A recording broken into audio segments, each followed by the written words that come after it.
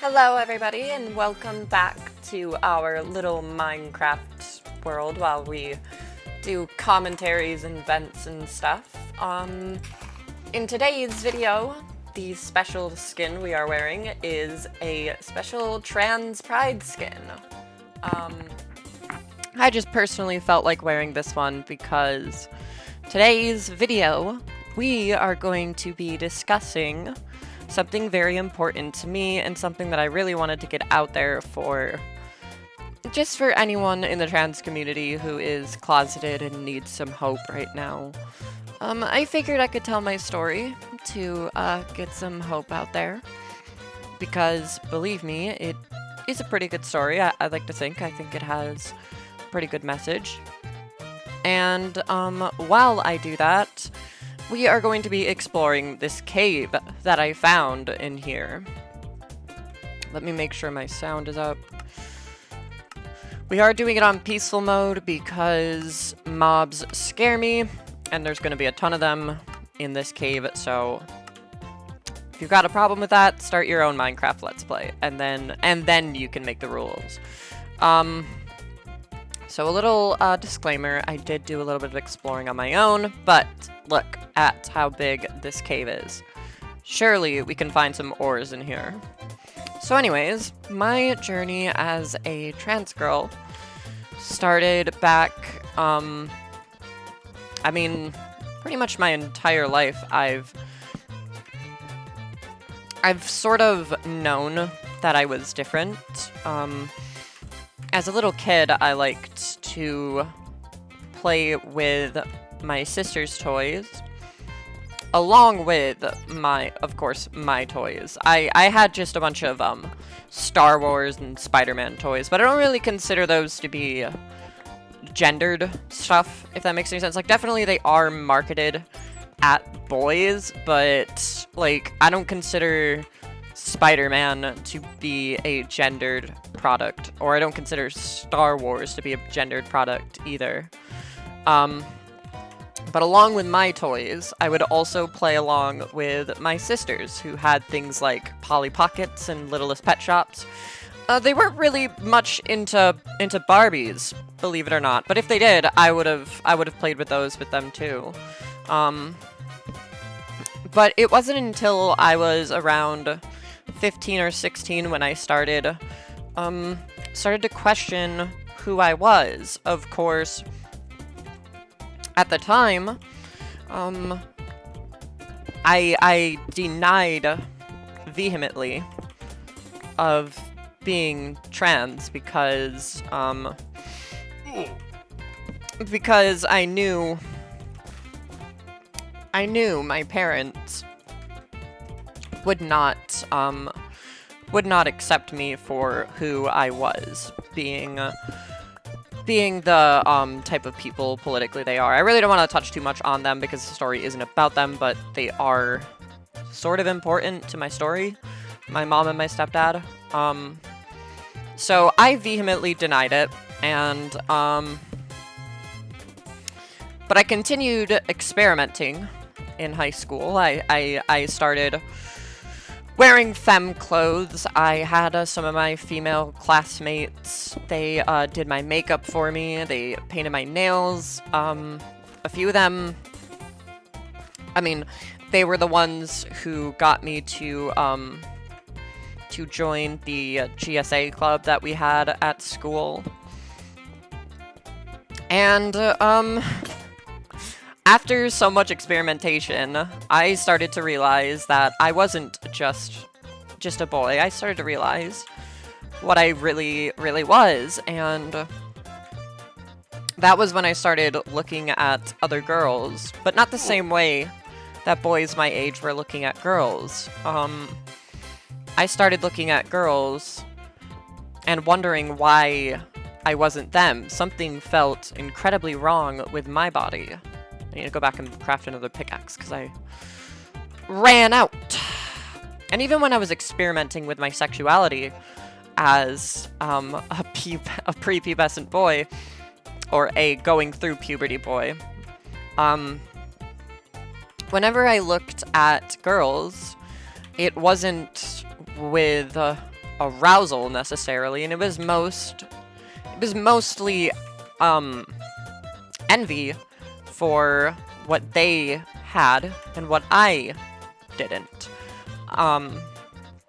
And so I finally came to the realization at the age of 16 to 17 that I was trans and that I was a girl. And all of my friends were super supportive. The problem was I had to keep it a secret because of... Where's the exit to this place? Oh yeah, it's up here. It's in the staircase. Because of the environment at home. I knew that if my folks found out, it was going to be pandemonium. There was going to be trouble. There was going to be problems. It was going to be a shit show. So I kept it a secret. My female friends donated me their hand-me-down clothing that they weren't wearing anymore.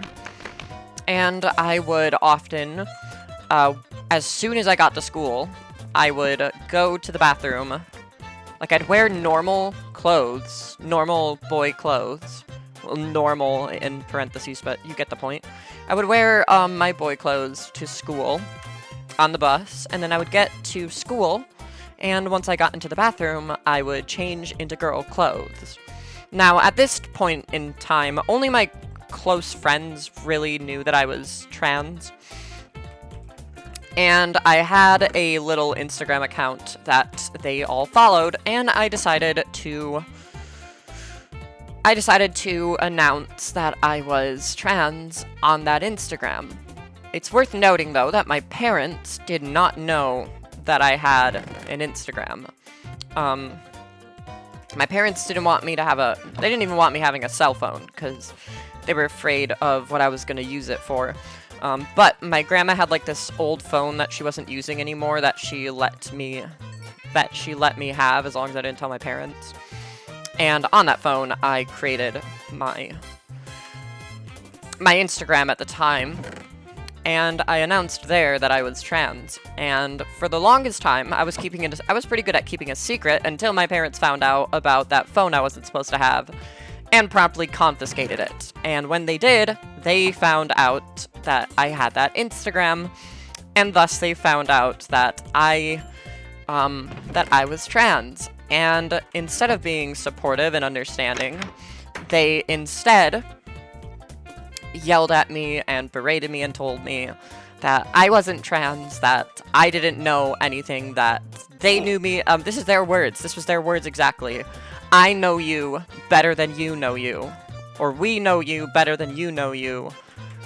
And we know that you aren't trans. You're only doing it because it's the hip and new trendy thing to do. That's what they told me. And to tell you the least, it was crushing. It was soul destroying. It was so disheartening, because everyone else that I was friends with, everyone else that I knew in my personal life that knew that I was trans, that had either seen my post, the small amount of people who had followed me, or where's that cave? Where was it? I get lost so easy. Oh, it's this way, right? Yep.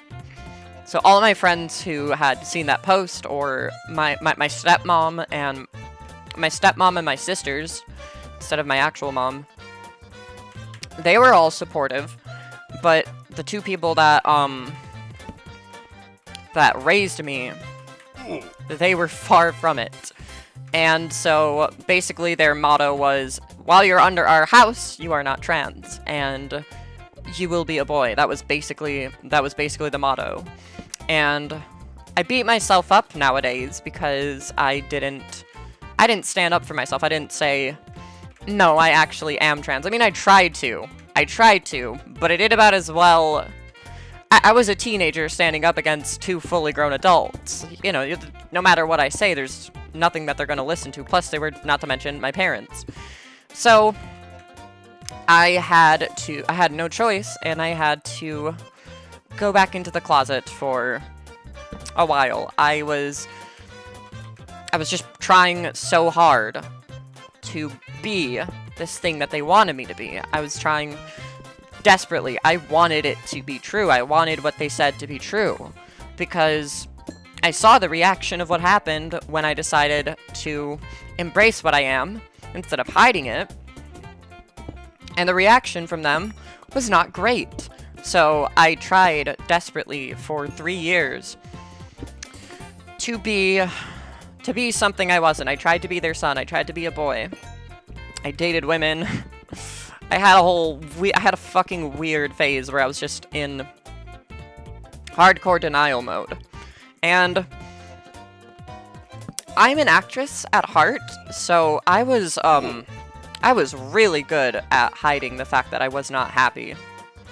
But then one day, I met this boy, this trans guy on Grindr, and this is like October 2018 we met, and we started hitting it off really well, really well.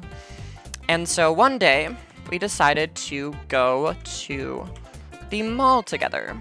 And at Hot Topic, it all comes back to Hot Topic, doesn't it? It all happened at Hot Topic. We were in the changing rooms, we were trying on clothes. He got me to try on some femme clothes, some femme-presenting clothes, and basically he just told me in that dressing room, like, if I was trans, that is okay. And I don't know why him telling me this, of all things, was the catalyst for me, but being so supported by him, it was enough to get me to come out of the closet. It was enough, like, not at first. I want to stress that, not at first. For a while there, I was only going over to his house, and I would be dressing up in girl clothes behind his back, doing makeup. We were dating. I was his girlfriend. He was my boyfriend. But nobody knew, because I was doing it behind everyone's back. But at that time, when I was doing all that stuff behind everyone's back, behind my family's back, behind my friends, I was just growing more and more fucking miserable. I was dreading every time I had to go and take off all my clothes and put on my other clothes, take off all my makeup, everything. I didn't want that part of the day to come, but it just had to. And every time I would go home, I was just so fucking angry. Angry at the world, angry at everyone else, and I started lashing out more to people like my mom. I started lashing out for seemingly, in their eyes, no reason.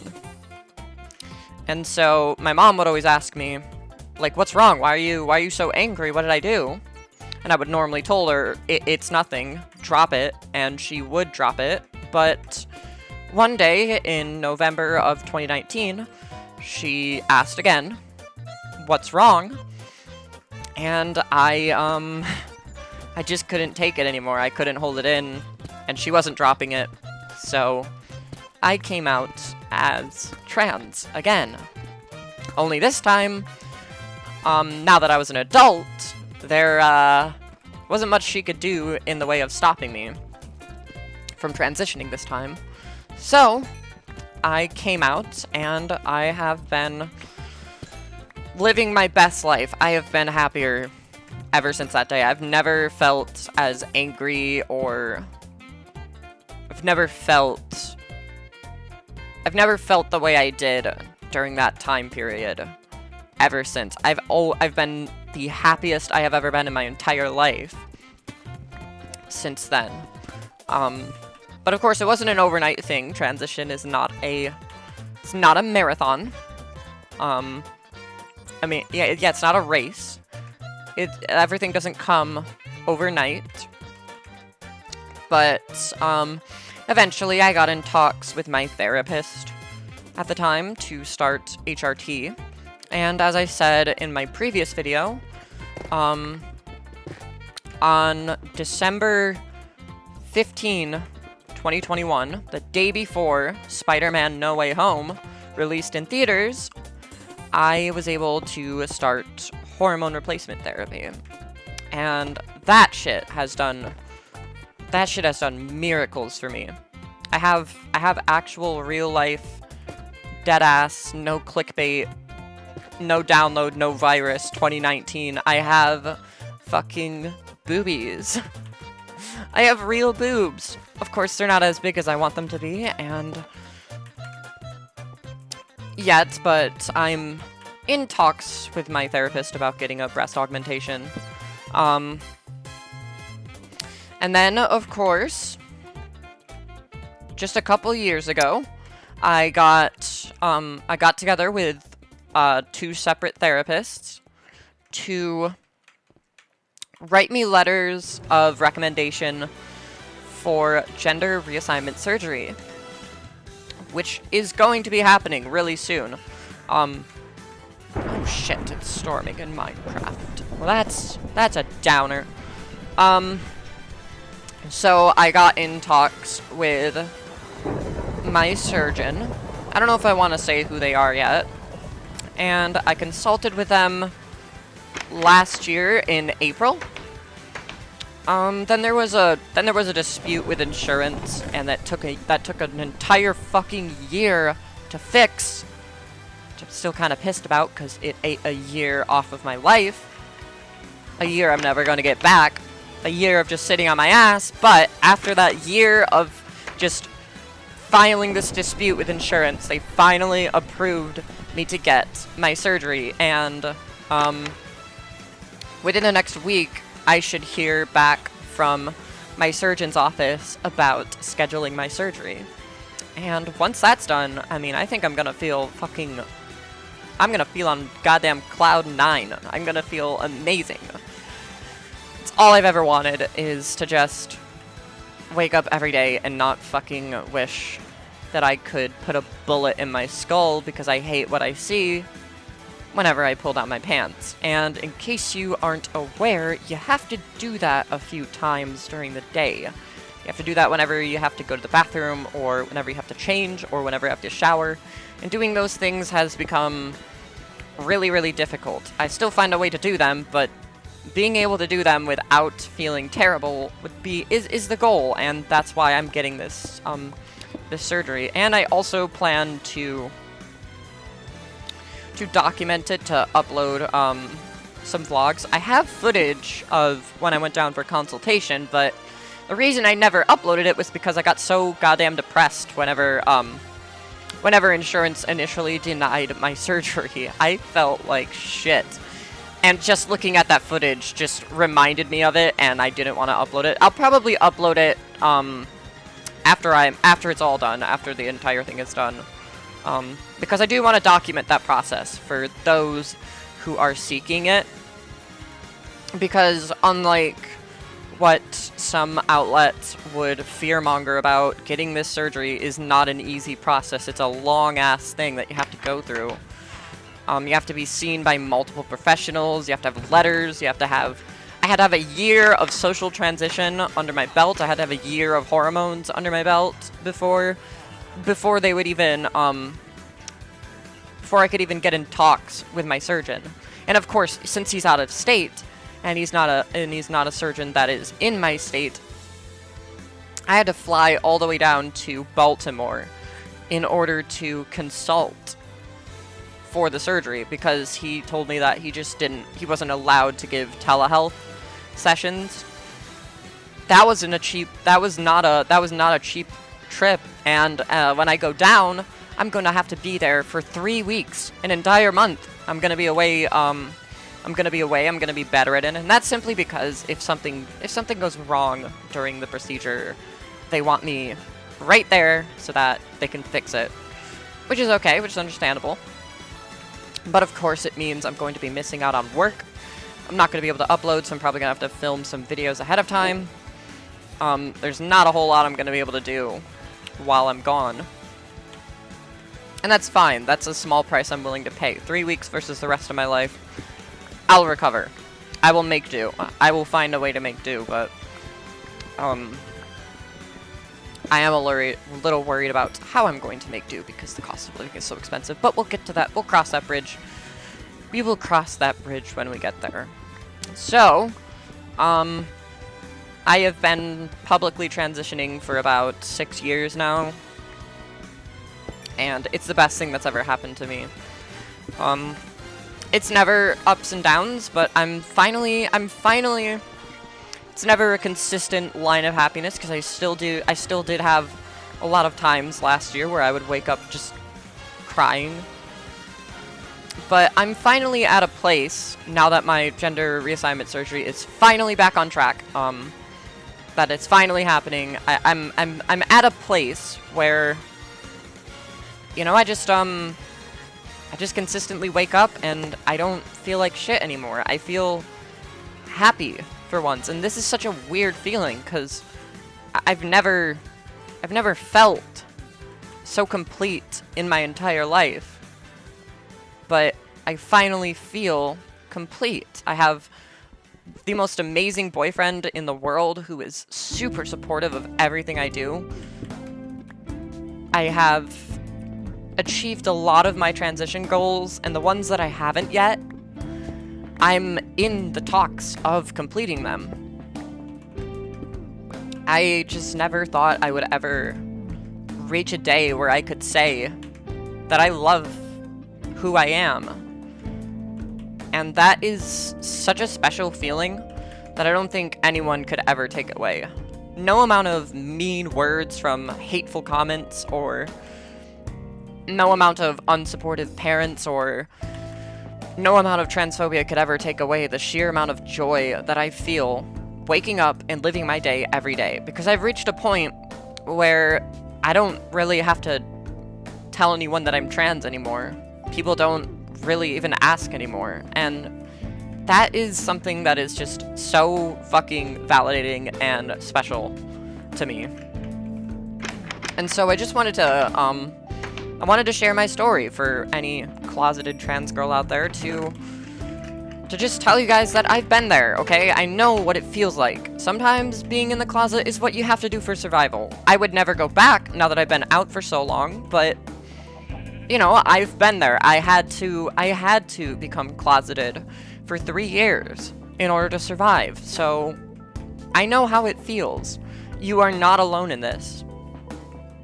Please know that. You are not alone.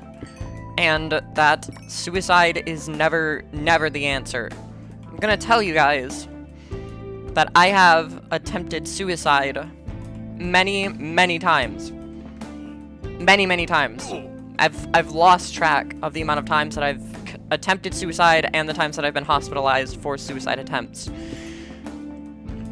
It's not the answer. It's not the way. It wouldn't have solved anything.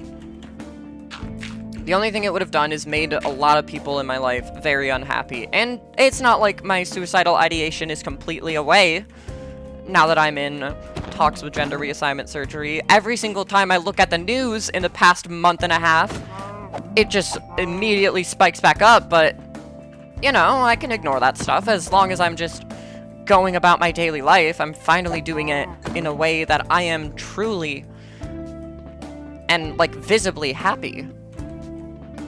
And that's great. The only reason I had a spike in the suicidality last year is because my surgery was denied, and for a second there, I panicked and thought that I was never ever gonna get it, but okay, the problem sorted itself out thanks to how I acted. I was very proactive with it, and now it's back on track. And wouldn't you know it, my suicidality is gone. It's down again.